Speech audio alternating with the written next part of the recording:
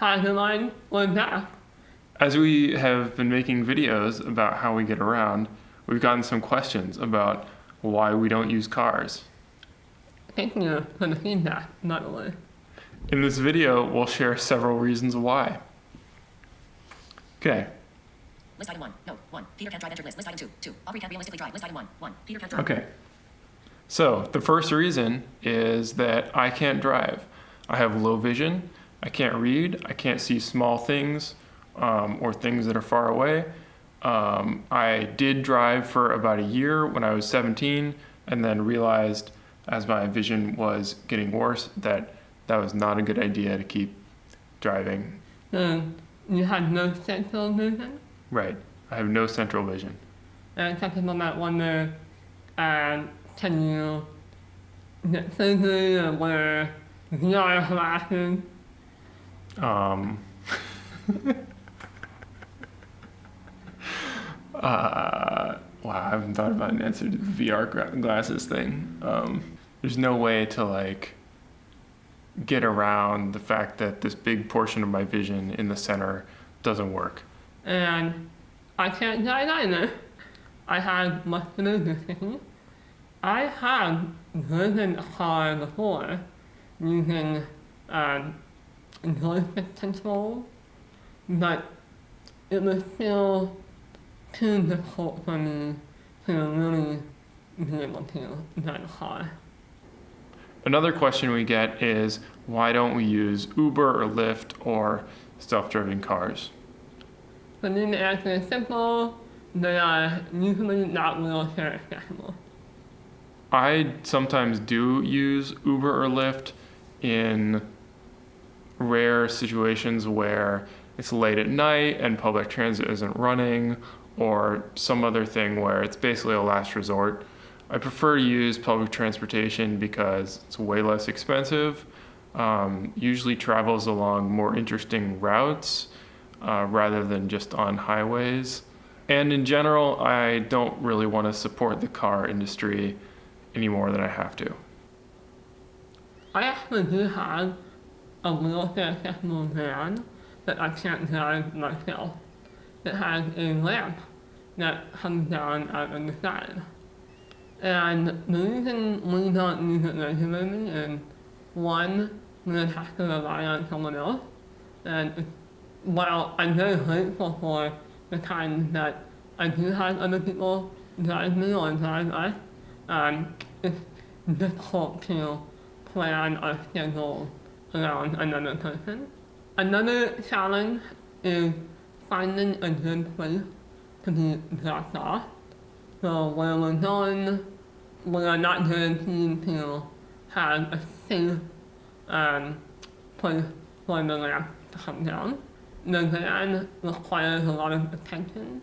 Like when we want to put the lamp down, we usually have to have someone already standing outside, ready to push the door open if it gets stuck, ready to make sure the lamp gets up onto the curb.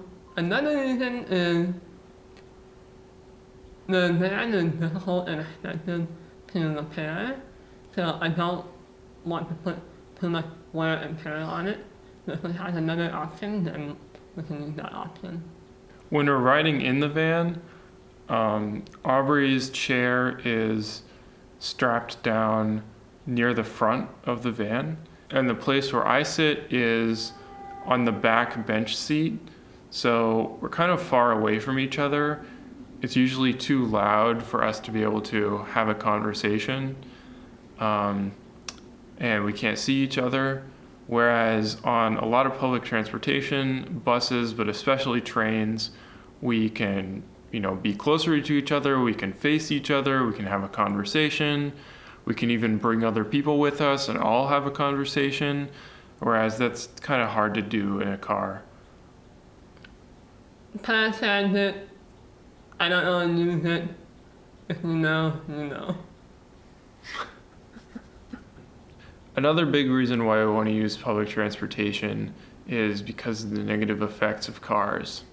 Cars have a huge environmental cost in and of themselves just because most of them burn fossil fuels, which have all these devastating environmental effects all over the world, from their extraction all the way to burning them.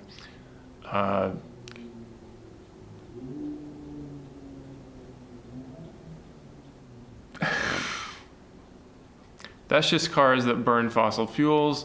Even electric cars still have the issues of brake dust and tires breaking down and putting microplastics into the environment. The usage of cars also reinforces a low density built environment. So suburban sprawl, more roads, more parking lots. Building more roads doesn't solve traffic. It just creates more demand for driving, which puts you back at the same traffic level you started with.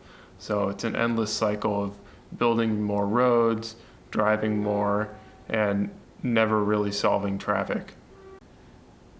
The other thing I like about riding public transit is just being in transit stations, being on transit, seeing other people, encountering other people, hearing the music they're playing or what they're talking about, seeing people we know, getting to know people who we see on transit occasionally. It's a more engaging social experience than being delivered to a big parking lot. Using public transit makes us feel more integrated within the community. I'll tell a story of how one time we went on vacation for a few weeks, and on the way back, we got on our usual 40 bus. VTA? Yeah, VTA. And the bus driver joked that he had sent out a search party for us because we had been gone for so long. But it was so nice to be remembered and feel like an important part of the community. Thanks for watching, and feel free to let us know if you have more questions. Bye-bye. Okay, is that it? Yeah, That's good? yeah. All right. Oh, hi, Union Pacific.